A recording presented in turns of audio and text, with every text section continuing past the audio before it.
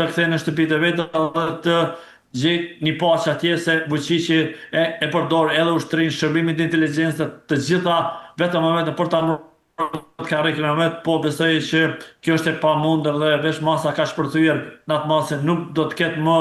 asnjë marrëveshje, po vetëm në shkatrimin e tij total politikës dhe besoj që kjo është shumë shpejt të vijë në pa këtë që apethojnë ana dhe çdo studio tjetër televiziv, qoftë Shqipëri dhe në Kosovë. E qartë, zoti Elimi, pse Bashkimi Evropian heshti kaq shumë pra për dhunën që ndodhi në Serbia? Mund të themi se ka qenë Brukseli tashmë bashkëfajtor në forcimin e regjimit të presidentit serb Aleksandar Vučić, sigurisht këtu për hir të stabilitetit regional.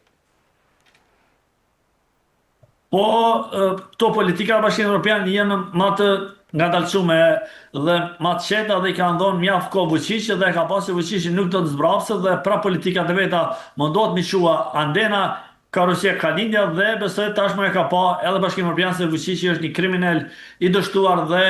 ka mujtë të jep ato joshë si që ka ndonë me litiumën e me aeroplanet Rafale nga Franca, po besoj ka qenë pa mundra me ato joshe, me ato karrota, po më në fund tash është bo mirë se Bashkimi Evropian është bindë që Vučići është një kriminal i dëshmuar edhe me politikat e vet, edhe kundër shtetit vet, e lere më kundër shtetit fshi apo Bashkimit Evropian dhe besoj që tash e din shumë mirë çfarë politika duhet përdor Bashkimi Evropian, e sidomos SBA dhe Vučići besoj që veç kur të marrë me vesh në ditë që është fati ti si Zoranit që kanë likvidu se këtë e kanë politikat të njëjta edhe të vetë Rusia edhe Serbia se në momentin që humbin gjithë ata i njëjnë sikur e kanë shitër kombin, por fatkesh ai politik i ka mbajt në këmbë dhe ato karrota i kanë shy me atë politik shekulli 19 dhe me urrejtë kundër shqiptarëve, se shqiptarët e kanë vendin e vet dhe UÇK ka luftuar vetëm e vetëm për çliruar vendin dhe nuk ka luftuar për çliruar Serbinë në vesatin për shtetin e vet dhe këtë e kanë arritur bashkërisht me politikën rregoze, me amerikanët dhe me NATO dhe kjo ju ka dhënë Al-Flakaresha fundit në 1999 dhe shteti Kosovë është i pavarur dhe sovran dhe besoj kjo është më së qartë dhe këtu jemi ku jemi dhe Kosova ka rrugën e vet për Bashkimin Evropian në NATO dhe jo me në një shtet tjetër siç ka menduar Aleksandar Vučići mund të kthejë një ditë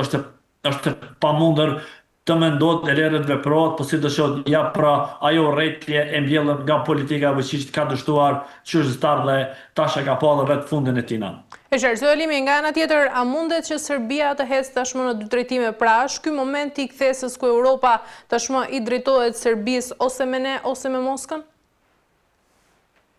Po kjo është më së qartë, kjo është flakaresja, thash merret të nderuar se kjo është politikë e qartë. O me neve, o me Rusinë. Dhe tash Rusia e ka kuptuar që më në fund edhe Rusinë vetë ka tradhtuar Aleksandar Vučići, tash edhe kjo flakaresha e Bashkimit Evropian kundër Serbisë është më së qartë dhe s'do koment. Tash Vučići ka marrë vetëm rruga Bashkimit Evropian dhe Rusia se dim shumë mirë se as Rusia vetë se do me këtë politikë, po si do shoh tash bën në Horvati dhe kalkulimet mund të gjejë ndonjë shtek, po e ka të pamundur vetëm rruga drejt Bashkimit Evropian dhe kthymja shpinë e Rusisë e pështon një platforme për një kohë shumë të shkurtë, po jo edhe nga heqja e pushtetit njëre për gjithmonë. E qartë, por zoti Elimi, pse Serbia glorifikon ende kriminalit e luftës pra ndërsa kërkon nga ana tjetër të hyjë në Bashkimin Evropian? A mundet të ketë integrim evropian në këtë rast? Po ky glorifikimi i kriminalëve siç është e mbushur Serbia dhe nuk i dorëzon, qoftë rasti basi, qoftë ato për krimit që ka marrë në Kosovë dhe Bosnjë Andena i mban se edhe vetë është i zhyt Vučići ta dhe është në hipoteka me to po shpejna kështu qëllimisht me kuptu vllazët tanë në Shqipëri atje dhe në momentin që dorëzon ata kriminal do të bie edhe vetë dhe kështu mundohet Horvatit e tina dhe mundohet të shtyjë sa më gat dhe besoj derisa të vinë një presion nga SBA-t që njëherë po gjithmonë do të bashkëpunoj sa më mirë me Bashkimin Evropian dhe me gjithë institucionet qoftë me Hagën dhe të dorëzoj ata kriminal të dëshmuar që kanë bërë masakra në 6 vende Ballkan Perëndimor, në Sarajevo, po edhe në Kroaci, edhe në Kosovë në luftën e fundit, po besoj Vučići tash e den mirë çfarë ura duhet ndëtuar dhe e ka fundin dhe vetëm kjo rruga e bashkëpunimit me Bashkimin Evropian mund ta shpëtoj po një kohë të shkurtë. dhe besoj tash Bashkimi Evropian i ka politikat e veta të gatshme kundra Vučićit dhe kundra Serbisë, se çfarë duhet përdor dhe nuk ka këtë asfar vend për glorifikime, po vetëm duhet të bashkëpunoj me sistemin juridik në Hagë dhe duhet të dërzoj kriminalët që kanë bërë masakra dhe krime në Republikën e Kosovës. E qartë, mirë zë Alimi, ndjekim tjetër inserë se çfarë ka ndodhur ditën e djeshme në Serbi dhe rikthehemi. Incidenti ndodhur para ditën e së mërkurës në Beograd ka tronditur opinionin publik serb dhe ka shkaktuar reagime të shumta politike. Sipas raportimeve të mediave vendase, ngjarja ndodhi pranë ndërtesës së parlamentit të Serbisë në zonën ku për javë të tëra ishin ngritur tenda dhe mbështetës të qeverisë, të cilët po protestonin në shim për krahjen ndaj politikave të presidentit Aleksandar Vučić dhe ekzekutivit të tij. Sipas informacioneve paraprake, një person ende i pa identifikuar ka hapur zjarr në drejtim të kambit të tendave, duke plagosur një qytetar. Pas së shtënave, flakët kanë përfshirë disa nga tendat, ndërsa dëshmitarët okular kanë raportuar për panik dhe shpërndarje të menjëhershme të turmës. Forca të shumta policore dhe ekipe zjarrfiksish janë dërguar menjëherë në vendngjarje për të shuar zjarrin dhe për të evakuar personat e pranishëm. Presidenti Aleksandar Vučić, i cili në atë moment ndodhe në një takim qeveritar, reagoi menjëherë duke cilësuar incidentin si akt terrorist. Mirë, zë Alimi, incidenti me armë para parlamentit të Serbisë mund të jetë ky tashmë sinjali i parë pra i përplasjes së madhe mes mbështetësve të Aleksandar Vučić dhe kundërshtarëve të tij. Po mos e qartë e ka paralajmëruar edhe vetë Aleksandar Vučići që do të vijë një situatë e tillë dhe njësia elitare saj më e mira që ka Serbia në dispozicion për këtë situata dhe situata tjera, besoj ky pjesëtari i sigurimit shtetënor e ka bua atë akt kriminal dhe ajo besoj ka qenë pretekst dhe për ndezjen e aty në tendave dhe për të marrë masa dhe këtë njësia elitare dhe shërbimet inteligjense i kanë ardhur në ndihmë dhe e kanë arrestuar dhe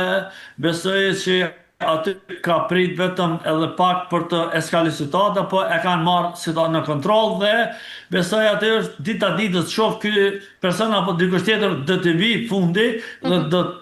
përshkallëzohet situata dhe besoj që më në fund regjimi i Vučićit do të bie për tokë dhe është e mojt me dhunë, me gjithë njësinë inteligjense, me gjithë shërbimet ushtrin dhe policin, të gjitha njësit i ka të gatshme në dispozicion i përdor, po edhe vetë pjesëtarët e rastit Banjska, moveç i kemi po në media të instaluar si herojat ku rrin Aleksandar Vučići dhe besoj kjo është më e qartë se çfarë shteti policor është i Vučićit dhe Serbia dhe këtë besoj të gjitha ka vendin në burg se ata pjesëtarë e kanë vendin në burg dhe kanë bërë krime dhe do të përgjigjen para organeve ligjbatuese në Republikën e Kosovës në rastin Banjska, që është vrarë polici Jon Afri Bonjaku dhe besoj tash mos e qartë se Vučići bën kalkulim në dëm edhe vetë aty në pjesëtarëve se edhe ata duhet të ndjekë dhe kam ndjekë se ka presionin edhe nga Bashkimi Evropian dhe nga SBA-sët, të gjithë kriminalët duhet të dorëzohen dhe jo të jenë të lirë dhe jo